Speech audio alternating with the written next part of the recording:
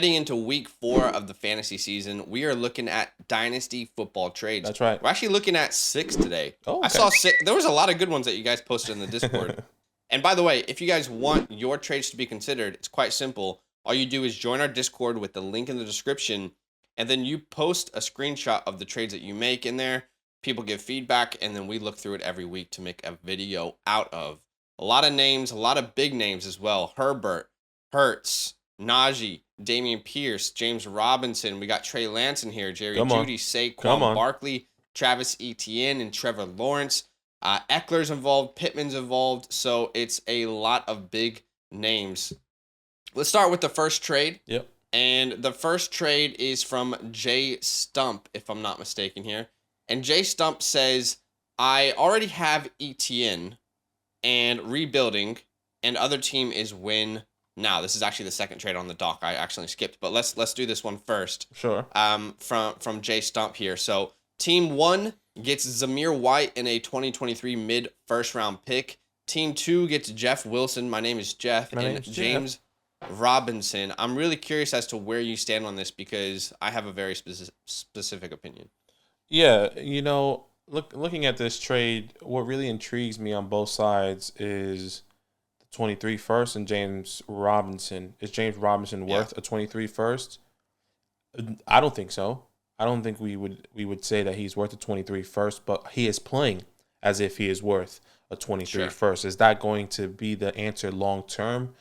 I'm not necessarily sure. So I am going with team 1, Zamir White in the 23 first. Jeff Wilson, a guy that's coming into opportunity right now, but I don't want any part of him right now. I don't want any part of that San Francisco backfield outside of Elijah Mitchell. But even then, that's still now that's up in question for me, as an Elijah Mitchell believer and owner because of his injury.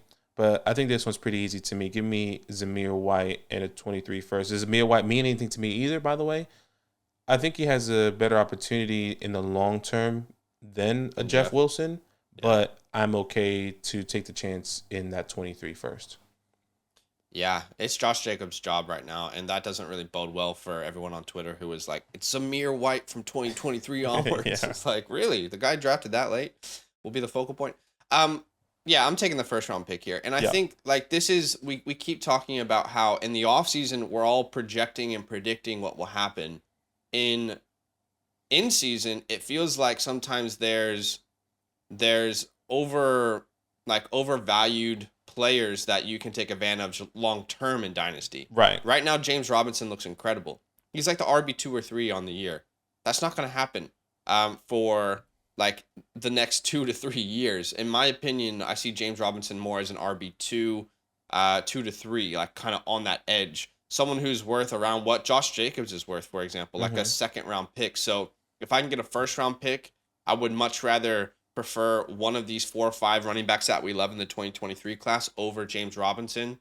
Now, do I have my biases? Potentially, but I still don't believe that this is a player that I want to bet on long term in Dynasty with that injury. We've talked about that injury specifically. It is a short-term fix. It doesn't fix the problem long term. And this isn't from my perspective. This is from doctors on YouTube that I've watched who are highly regarded in their field. So give me the 23 first side, and I agree. Zamir White, while we don't believe that he's going to be a fantasy stud or anything, we would prefer him over Jeff Wilson for sure. And this is a great example of selling in season, and also Jay Stump's rebuilding. So this is really 200 IQ, 200 IQ play. All right, the second trade that we're going to look at here is from It's Our Year. This is crazy. This is crazy. Every single year is our year. You must be a Cowboys fan. Yeah. Team 1, Justin Herbert, Najee Harris. Team 2, Jalen Hurts, Dameon Pierce. Man. Has the hype gone too far? Where do you stand here? This is not close. Give me team 1, Justin Herbert, Najee Harris. I love Jalen Hurts, and I love what he's doing. I love how he's performing. Does he get the long-term contract extension? I think once he gets that, then we can start having a conversation. Even if that were to happen, I think we will all agree, Justin Herbert is the better long-term question, in my opinion. But at the same time, Jalen Hurts has a rushing upside maybe that's a conversation. That's a whole different conversation when he actually puts everything that we're seeing in the last 3-4 weeks into a full season. And then we can have a conversation. But right now, give me team one, Justin Herbert, Najee Harris, and Dameon Pierce. As much as we love him and he just bowled out this past week, we keep saying we will not be surprised if the Texans draft a running back here. We will not be surprised if Dameon Pierce is going to be backing up somebody a lot more significant. Or have like a 50% split. Yeah, exactly. Is he the long-term answer? I am not sure. But I will be surprised if the Texans don't draft or bring in another running back in 2023. So give me team one with Herbie and Najee Harris.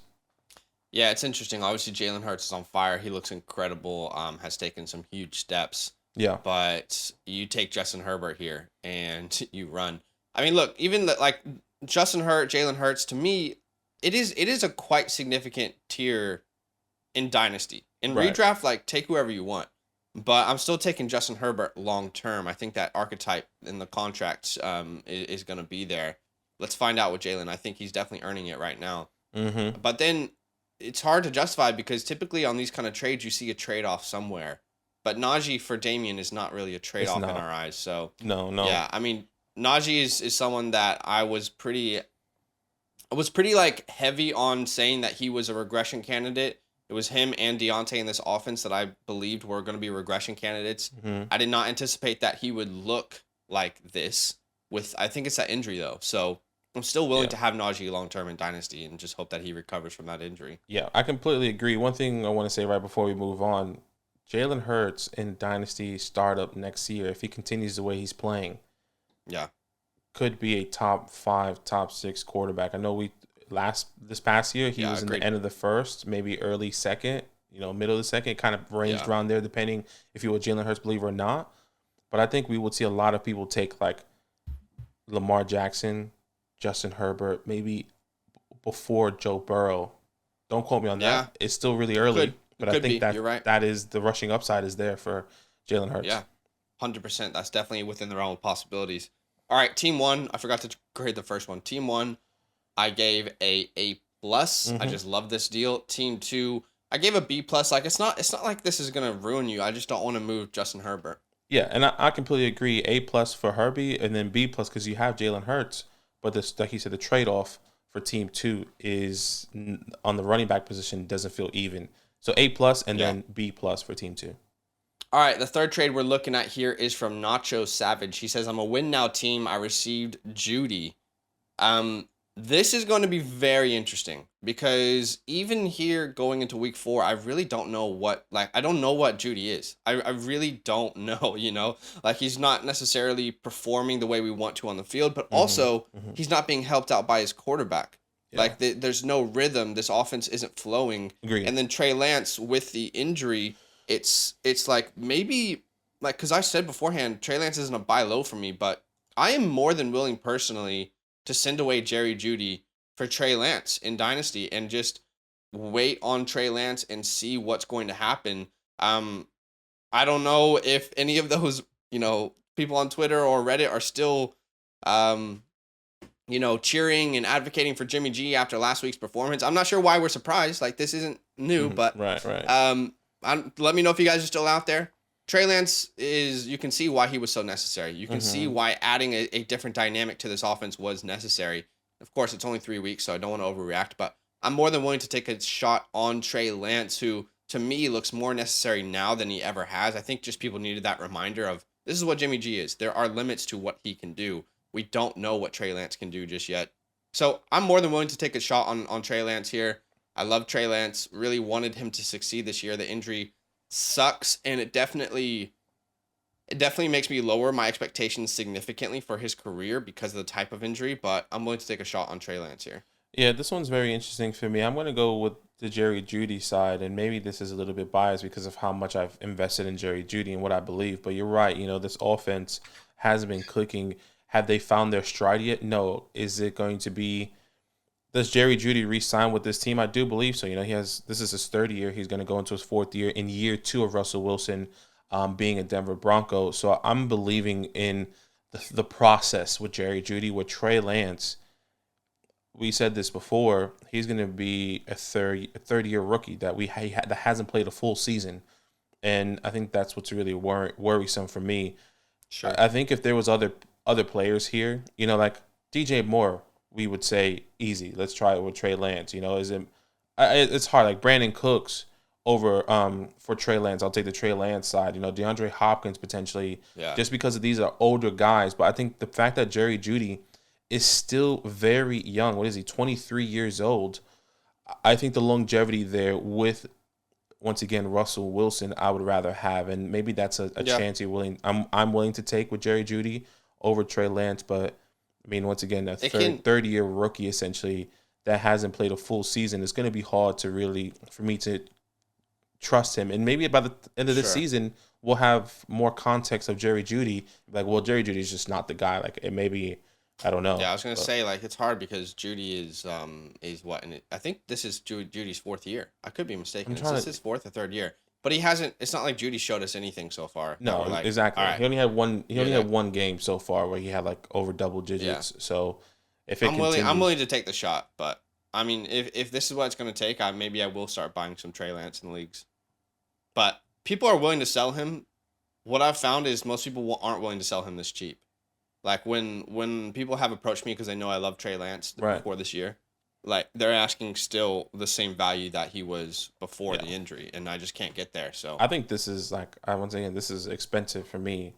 People that like this doesn't feel expensive for me, but yeah, like I love Jerry Jeudy. If we're looking at people that are really taking off right now, that once again, maybe an Amari Cooper, a DJ Moore, a Brandon Cooks, a DeAndre Hopkins feels really good. I don't know, Darnell Mooney. It's just, I don't know. Maybe you can package somebody like a Darnell Mooney and a Calvin Ridley or something. Like, I think Jerry Jeudy is just too high for me right now. Yeah, I don't think any of those names that you mentioned though, people are wanting to get. Like, if I have those players and I'm sending them to the Trey Lance owner's like, why would I do this? Like, I'm just gonna hold. Yeah, I mean, that's how I view it. Yeah, it's tough. But I guess it's just a difference of perspective. I gave Team 1 a B. I gave Team 2 a B+. It's close, but I mean, Jeudy hasn't shown me enough to really like say he's worth keeping at this point. Yeah, that's fair. Team 1, it's just reverse. Team 1 is a B+, and Team 2, I gave a B-. All right, this fourth trade, is really interesting. Team 1 gets Saquon Barkley. Shout out to Grind for Gold, by the way, who submitted this one. Mm-hmm. Team 1 gets Saquon Barkley. Team 2 gets Tyler Algier, a 23 first, a third, and a fourth. I feel like everyone knows exactly what you're going to say. Like, I feel like you're pretty well going to be on the Saquon side, right? Yeah, and I think it's just not intriguing enough. I love the 23 first, and maybe that is if it was just a 23 first, I'd be like, okay, can I get a second there? Can I get a 24 second? Can I get a smaller player? Like a younger player?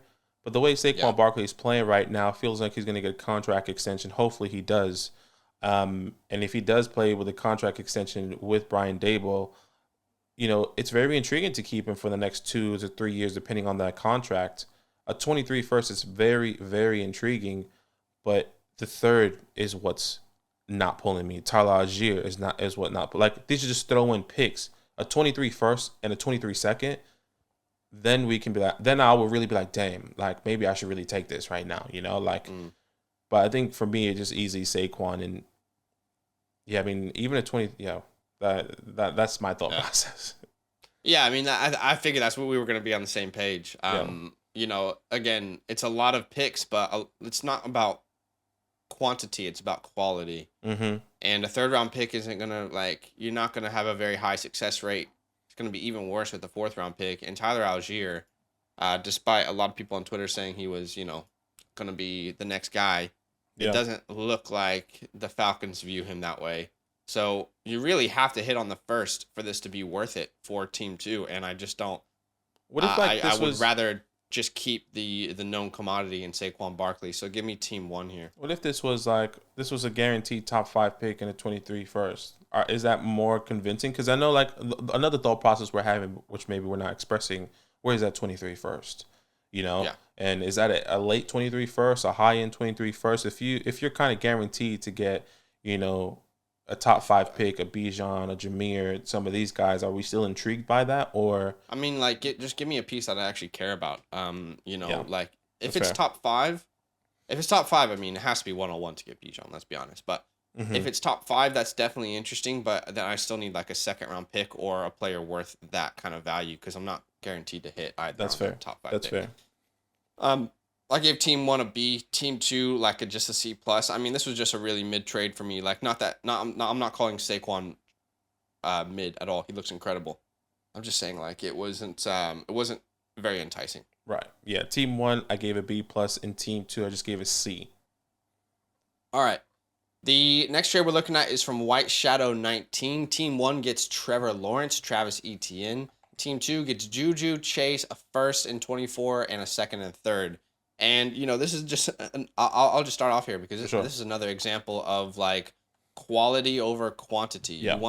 You want the quality part of this deal. Mm-hmm. Trevor Lawrence right now truly looks like he's on the edge of a breakout in his second year. I mean, who would have known? Like we've been saying all offseason. You get a new a head coach. What did I say? Like literally every time we talked about it. Yeah. The highlight of the Jags season last year was that their head coach was getting twerked on at his restaurant. So at Chili's. You get it, yeah. It's just better to say Chili's. He's getting twerked on at Chili's. Yeah. You get a legit head coach in there, and wow, it's crazy to see what Trevor Lawrence, one of the best prospects, can do under actual leadership. And Travis Etienne, I still believe in long term. I mean, we talked about this on the redraft channel. Like, he looks good. Travis Etienne does not look bad. It's not like you look at Travis Etienne and you're like, yeah, this guy's not the dude. Like, no, he looks incredible. He's just not being given the same opportunities. That might change. It might stay the same. But then on the other side, I don't want Juju long term in Dynasty. Nope. I don't want Chase Edmonds long term in Dynasty. Nope. The first is nice, but I would be lucky to get a quarterback like Trevor Lawrence for that. Agreed. And there's just not enough value there. It's very similar to the previous trade. Quality over quantity. If you can do quantity trades and get quality in return, you do that every single day. So for me, yeah, I'm pretty heavy on the team 1 side here. Yeah, completely agree. Give me Trevor Lawrence, Travis Etienne. Trevor Lawrence right now, quarterback 10 on the year. Still early. Only 3 weeks are in the books right now as we record this. But Juju doesn't look like the guy that we hoped him to be with the Kansas City Chiefs, and this was my concern. People were investing in Juju early just because he was playing with Patrick Mahomes. Doesn't look like he's going to get that long-term contract extension. It just wouldn't make sense. And I think that was my concern moving in. It's like, can he stay here for 3 to 4 years? Sure, let's invest. But he only has a one-year contract. Doesn't look like he's the answer. Give me Trevor Lawrence and the Travis Etienne side. Yeah, I agree. I definitely agree. All right, I gave Team 1 a A+. I think this is an incredible example of quantity quality trade. Yeah. Team 2, I mean, this is a C-. Like, I just don't. You don't do this kind of trade in Dynasty. Yeah. Even if you're win now, like, this doesn't make sense. You can't even start these guys consistently. Yeah, I completely agree. I gave Team 1 an A, and then Team B, I gave it a C+ as well. So, all right, the sixth trade and the last trade we're going to look at is from Broncos. He says, I don't know what side won. Team 1 gets Cole Beasley, Michael Pittman, and Team 2 gets Austin Eckler and Joshua Kelly. One thing I feel really good about us advocating the entire offseason, Badaki, is prioritizing wide receivers in Dynasty startup drafts over running backs. We said it all offseason. There was a bunch of people on our Dynasty streams who were like, no, you need to get your RBs, and we just consistently stuck to, this is our philosophy. You bet on wide receivers long term. They have a longer lifespan in the NFL. And for me, this is a good trade for the Pittman side. I mean, if you put Pittman and Eckler like on a table and side by side in Dynasty, Eckler is 27 years old, going to be 28 at some point. Obviously, I mean, of course. Michael Pittman looks like a young ascending wide receiver and someone who could finish top 12 this year with the role that he's given. And then Beasley and Kelly mean nothing to me. So I'm betting on just like in Dynasty startup drafts, same in trades. I'm betting on the young wide receiver talents that have these kind of ceilings. So give me Team 1 here. Yeah, say less. Michael Pittman, completely agree. Betting on the age and the talent, the longevity of that skilled position with Michael Pittman as a wide receiver versus Austin Eckler as a 27-year-old running back. So Give me team 1 in this one. We need to re-release our Dynasty rankings for people on Patreon, but do you have Pittman inside your top 10 in Dynasty right now as wide receiver? He was outside of my top 10 before the season. I would imagine he wouldn't be inside my top 10. And the conversation still, for me, is what is that quarterback play in the future? I mean, so far he's getting lucky with Carson, with Matt Ryan, but like, what if they really go into a development mode with a quarterback? I think there'll be a struggling period for Pittman, and I just need to see the quarterback. I mean, I love the talent, love everything he's doing. It's tough. It's a tough one. I think I just need to really sit down and really think about it. But yeah, he's right. He's right inside my top 10. He's right inside. I mean, I agree with the like quarterback concerns, but this guy's just earning targets, and he is. He's one of those players who's like, he's clearly has the upside to be a true alpha on his team. I think he is the alpha. He just needs the quarterback. I mean like long term, I guess. Was what I was saying. Yeah, for sure.